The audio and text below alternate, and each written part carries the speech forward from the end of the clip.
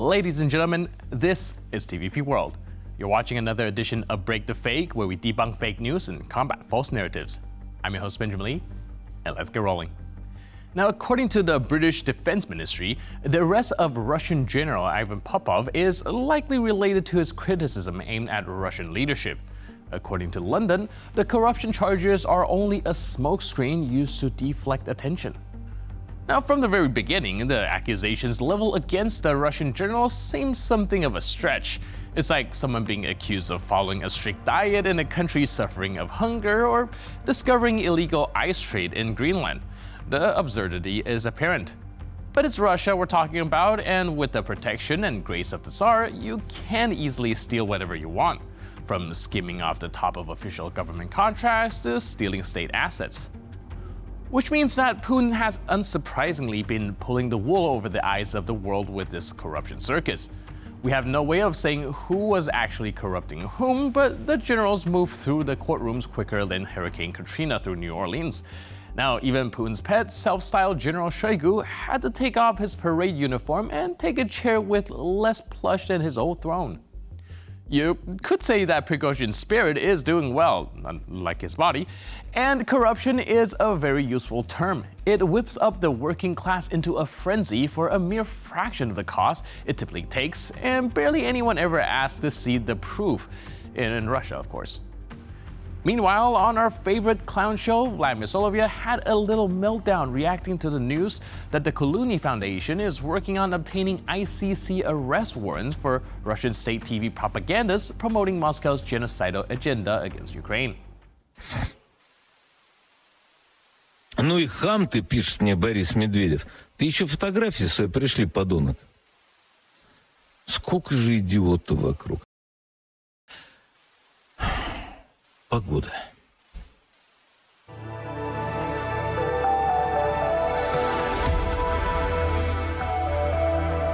Тебя за границу выпускают?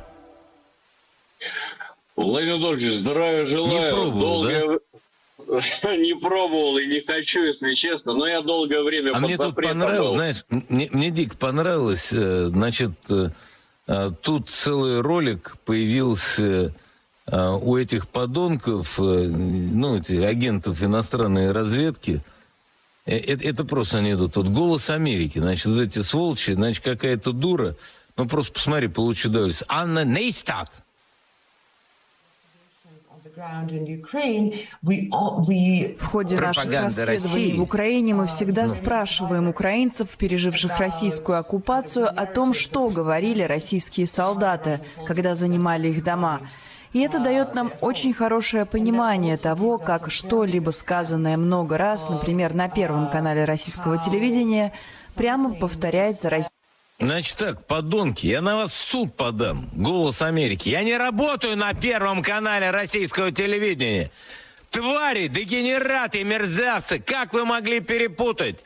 Я работаю на великом ВГТРК, телеканал «Россия» и «Соловьев Лайв». Понятно вам или нет?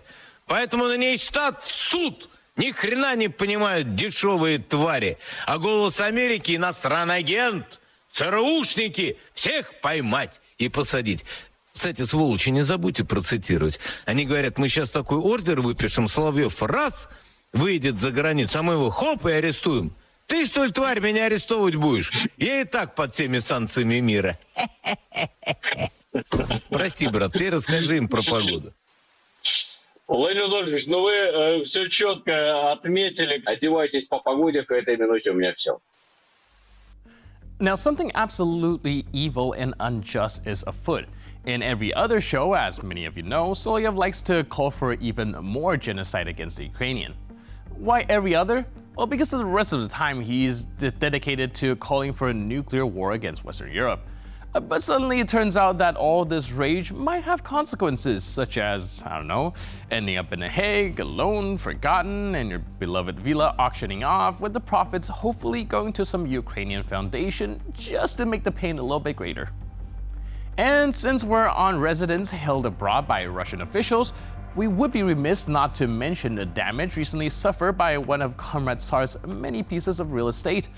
Officially, he's a humble guy, married to Russia, and the love of his people is the only asset to his name, but it's all very similar to humble guy narrative of his one fellow from Germany who made a little mess back in the 1940s. World War II? Might have heard of it? Now, Telegram channel Serena has recently reported that one of Vladimir Putin's dachas burned down. The house in question was located in the Altai Republic in the southern part of Siberia. Footage referenced by Serena showing the building burning up was published by blogger Amir Antashev and activist Aruna Arna. The author of the clip also says that the video was shot last Thursday, while the channel maintains that the reasons behind the fire remains unknown. The officer of the day at Russia's Minister of Emergency Simulations refused to answer the questions of the Serena correspondent when reached for a comment. Fire? What fire? It was just a bunch of firemen doing live drills. Typical Russian stuff. Now, in the modern world of cryptocurrencies, it offers many innovative games and applications that promote quick profits with minimal effort. A recent one involves the game Hamster Combat on Telegram. At first glance, it's just a plain ordinary game where users receive cryptocurrency by clicking on a screen. But can things be so easy with no hidden agenda? So in this free game, you need to tap on the image of a hamster to earn crypto. Tapping levels up the rodent, which is expected to further increase the player's profits.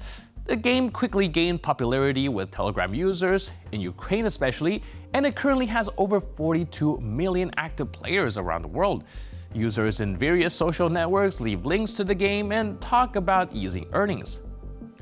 There's no information on the site or its channel about who owns it, but what if we look closer to the domains? Well, surprise, surprise, a Russian trace is found, as the registrant's official website addresses ends with .ru, and in the registrant address field is a Moscow address, and the phone number starts with +749, Russian's country code, and the register URL is nic.ru, which again is one of the largest domain name registers and hosting providing in Russia with an office in Moscow. Okay, now so what if it is developed in Russia? What can go wrong, you may ask? Well, a little reminder. According to Russian law, Russian companies are obligated to store user data and must hand it over to state authorities upon request. Therefore, personal data of foreigners can and will be used without their consent for whatever purpose. Telegram bots can immediately verify user numbers, phone numbers, and can even pin down user locations. So when it comes to payment, bots can access either bank cards or crypto wallet, and then this data can be used by Kremlin state security. So the next time you come across a game where you seemingly earn money for nothing, remember that you are most likely the product being sold. To close out today's episode, we want to show you the sad reality of many Ukrainians these days. Let's take a look at what the end of the school year looks like in Ukraine during the war.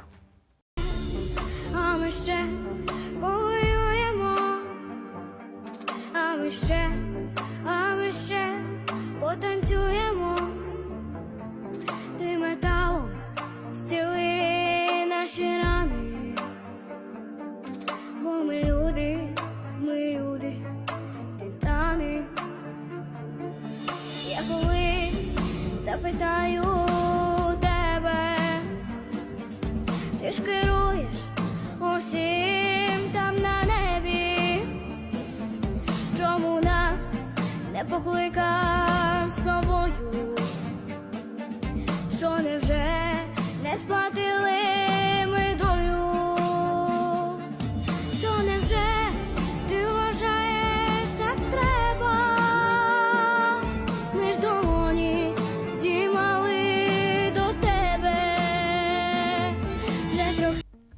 Now, the end of the school year is usually such a happy time for the children. It marks the end of a chapter and the beginning of a new one. But Russia did something worse than just destroy their school. It has taken away their childhood.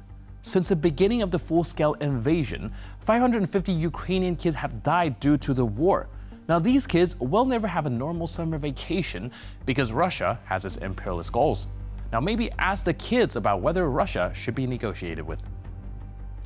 And with that, we conclude this edition of Break the Fake. But for more news update and commentary, please stay tuned to TVP World.